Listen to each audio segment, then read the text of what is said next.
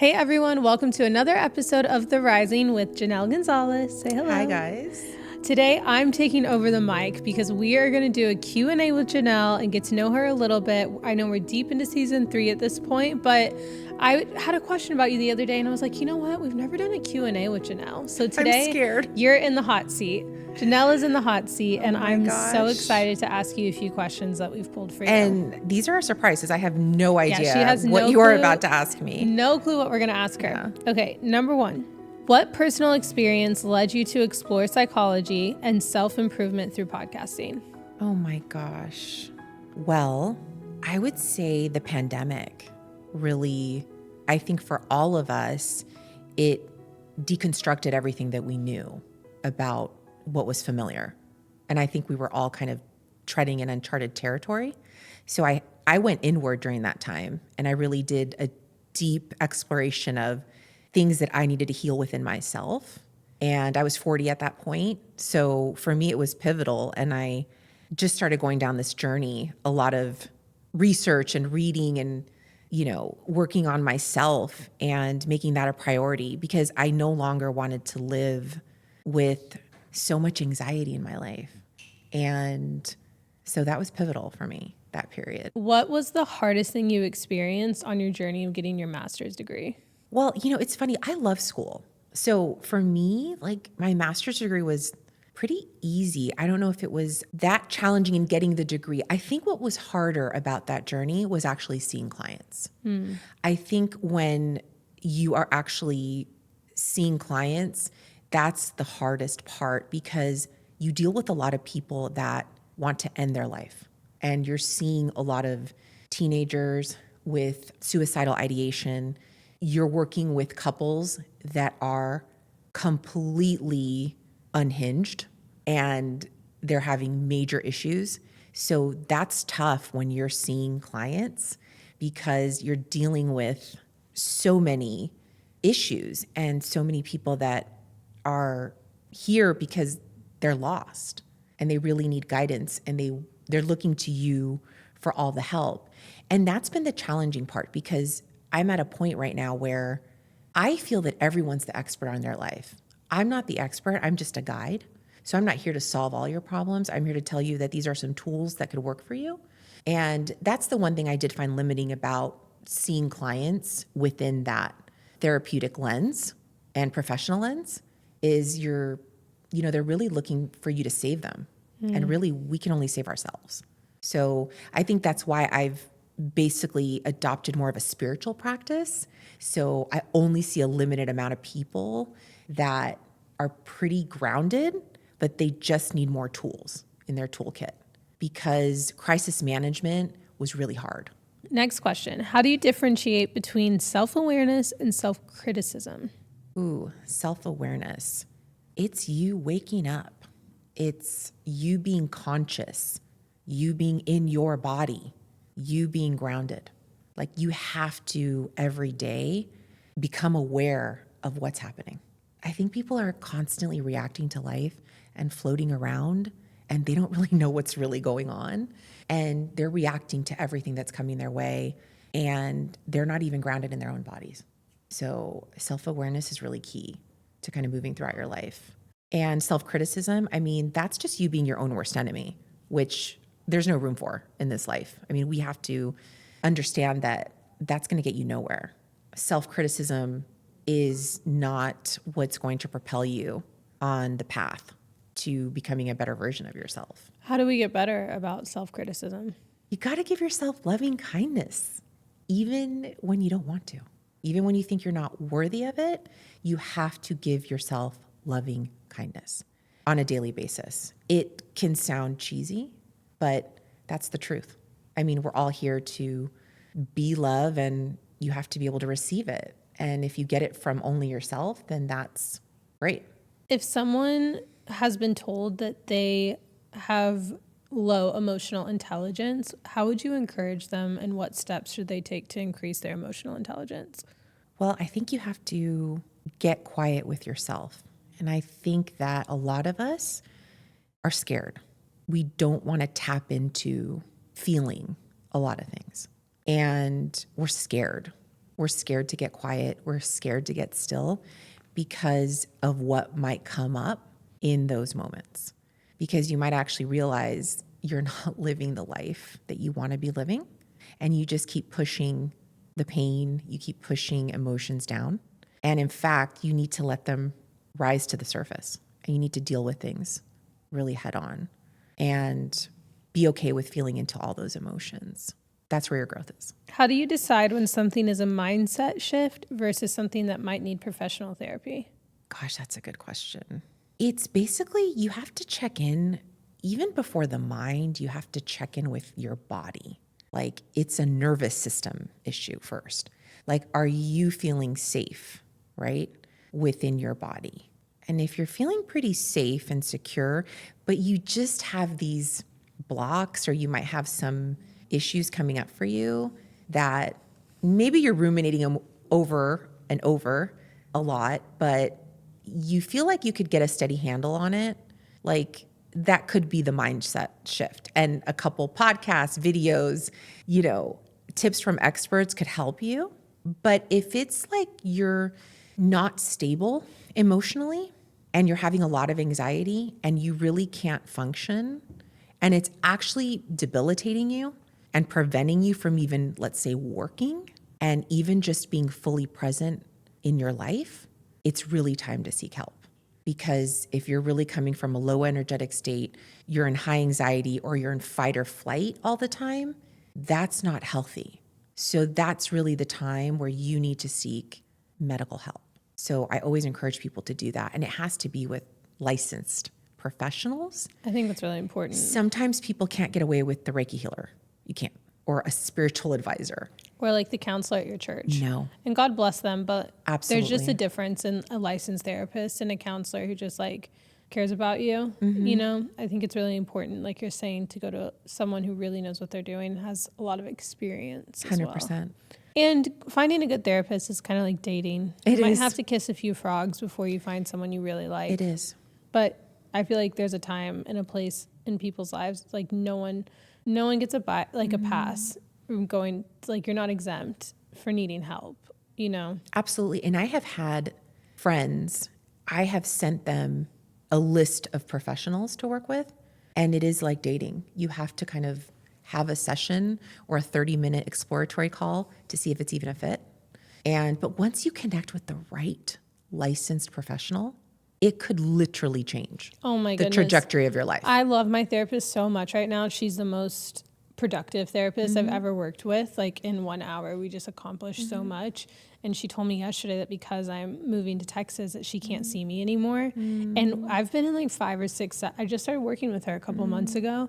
And I have not cried once over like some pretty like intense things that are going on. When she told me that, I just started crying. She was like, this isn't making you cry. Like she like felt so bad. And she was like, I can't have a transitional period with you. And I just, my point in bringing that up is that when you find a good therapist, don't let go of them. Hold on to them. I've had my therapist for over 15 years. We're not even patient client really anymore. We do like a check-in, but we've been so deeply connected for the last 15 plus years. I refuse to let her go. And I think she refuses to let me go. I'm sure there's a line there, but we're not friends. Like we'll never be friends. It will always be a professional relationship. But I have found that she's been a safe container for me because let's face it, our friends and family, they're not oftentimes safe containers. Whatever you say will get back to somebody. So this has been like my sacred space. And that's what I hope I do for clients as well. Like I just hold the space and I know nothing about the people in your life in that connection. Like there's nothing there's always confidentiality, but there is something sacred about that therapist patient relationship.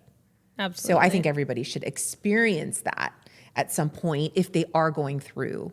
Yeah, and people will say time. like, well, I have friends or I have a aunt or someone that I go to, but they're always going to be filtering what you're saying through their own lens of their experience. Absolutely. And it's just really important to go to someone outside of your group. Okay, I'm going to ask you a few questions about your podcasting experience. Oh gosh. How has your internal dialogue changed as a result of hosting this podcast? Well, thanks to you, I have been able to challenge myself. I was very scared. You know this at the beginning. I was really afraid to put myself out there and speak my truth and embrace my gifts and share them with the world. You know, I was scared. And you've given me so much encouragement and courage. And I don't know, if it wasn't for you pushing me, I would still be at home thinking about it. You're so sweet to say Like, that. seriously. But it's just funny, like our evolution. I remember when I first met with you years ago, I think I had no direction. I had no clarity on really what I wanted to talk about. And you were so sweet. And you're like, the timing may not be right. Come back to me when you're ready. And then it was like a year later or something like that. I finally You felt, came back and you were ready. and I was ready. And you're like, okay, I can take you on as a client, because you don't take everybody. So I really felt seen by you. And I felt like you're kind of like, okay, I'll take a chance on this woman. And, you know, I think it's been a beautiful journey so far. It absolutely has. I mean, you really have something for the world. Your principles are thank really you. great, and I saw that right away. When do you find it hardest to be compassionate with yourself, and how do you work through that? Oh my gosh. I think as I get older, I don't know if it's the aging process, I get really hard on myself, like physical appearance wise. I'm like my own worst enemy. You know, I think as we get older, we start to realize like, okay, like our youth is fading, some of our looks, or we can't lose weight as easily. And I get in these, you know, cycles where I start being really negative and use a lot of negative self-talk. And I try to pull myself out of it, you know, but we're all human. And I try to take the advice I give on the podcast to myself and offering myself that loving kindness. But it's hard. I'm not going to say that I don't struggle with the same issues that other people are dealing with. It is just a reframe. I try to reframe and try to be kinder to myself. What are some of those mindset shifts that you've had to break out of in past versions of yourself to get to where you are now? I think I've had to come to a place where I am enough. I think for years I had this mentality that I wasn't good enough. Like I just wasn't, it wasn't it. Like I wasn't enough. And I was constantly trying to fill certain things and certain voids. And I, for some reason, just felt like I wasn't worthy of certain things in my life. And now I'm coming from such a different place. I feel like finally I'm embracing who I am. I'm saying, no, I'm good. Like I am enough. I'm worthy of this. I'm worthy of that. And I'm allowing myself to feel like I deserve certain things. Okay, is there a self-improvement tactic that you tried that completely flopped for you? Oh my gosh, a self-improvement tactic. You know, one thing I cannot do, and I've tried, is yoga. I can meditate. Like I have a meditation chair. I can meditate anywhere. But for some reason, I cannot get into yoga.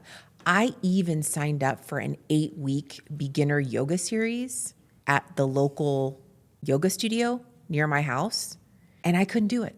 I found it so hard and unnatural, and I was uncomfortable. And trust me, the poses were easy. I just couldn't do it. And I've really tried because I'm like, Janel, you're spiritual. Like this is like, yoga is like, it makes sense, but I can't get into it. And this is the thing I tell people with spirituality is like, look at the entire buffet. Take what you want. If it resonates, great. If it doesn't, don't eat it. And I can't get into yoga. I love Pilates. That's, you know, I think I like more physical, gentle exercises, but I can't get into yoga. And I've really tried. I'm not completely closed off to it, but it's just something that's never Yeah, I don't love it either, to be fit honest. Yeah. with me. I'd rather continue taking my nature walks, doing Pilates, meditating, and engaging sometimes in a little bit more of an intense workout, but yoga, I can't get into it. Are there any controversial or taboo topics to psychology that you plan on getting into in the upcoming episodes or seasons? Well, in season 3, we're focusing a lot on freedom and the freedom to live the life that is really meant for you. And one thing that I think people are really afraid to be themselves and to live a more authentic life. And I think they're afraid to explore that and what that will look like. Because I think so many of us feel safe in certain institutions, like marriage, for example. I have a lot of friends going through divorce right now, and they're feeling shame around that. And there's no need to feel shame around that about possibly calling something a failure. I don't deem it as a failure. So there's a lot of topics and a lot of interesting things that I'm going through personally just in midlife and what my life is looking and feeling like at this stage of my life, and really honoring myself and what I want to do. Because I think in my 30s, it was all about my children. And right now I want to focus more on myself. And I think that could be deemed as being selfish. So but I think a lot of women are going through that. I think the more I talk to women in my age bracket, they're like, I want to do more things for myself. I want to take that vacation by myself or with my girlfriends, or I want to do activities that are specific to me. I'm tired of going to take my kid here and doing this. And I think it could be perceived as like taboo, or like you don't talk about those things, or like you just have to like grin and bear it and like don't focus on you. Yeah. It's about you keeping your family intact. And I think just so many women are scared to like admit, like, I don't particularly love being a mom all the time. I don't particularly like being a wife all the time. I want my time, and I want to carve out experiences that light me up. Because like we said before, if we do those things, I think it only benefits our family system. Mm-hmm. But we're afraid to say what we need. And so that becomes like, do you talk about that? Yeah. So I think some of those things I'm exploring. That's exciting. I really like that. Okay. Say, I don't know, Mark Zuckerberg said he was going to sponsor your show and give you $1 million an episode to spin on your show. What are we doing? What are we doing? Oh my gosh. We are going to remain authentic and focus on topics that people really need to hear to catapult their lives to the next level. What does that look like on a practical sense? Like what would that look like to you? In a practical sense, I think it's connecting to your inner power. I'm saying if you had $1 million to spend on your podcast. Like physically, like, yeah, like actually, gosh. what would it look like? Yeah, I don't know, maybe design more stuff around like, aesthetically, like what I want it to look like. And I don't know. I'm so simple. Like, I don't know, the $1 million, gosh, I'd take it to help other people. Like, who can we help? But yeah, I mean, if it improves the message and we get experts, like really good experts, like in life, in business, in finance, in health, like I would definitely use that $1 million to get those people on. Yeah. And give people their expertise, because there's just so many amazing, talented people out there that have a wealth of knowledge. And so many of us don't have access to that information. But always going back to the practical, always going back to the simple. How can we apply these things in our everyday life? Because some of these things can be so far out there, and a lot of people don't know how to apply it to their life. Yeah. So. Well, awesome. Well, this was so fun. Thanks for answering all my questions. That was fun. I love it. Thank you for tuning in, and I hope you enjoyed that session with Courtney and I will see you next week on The Rising.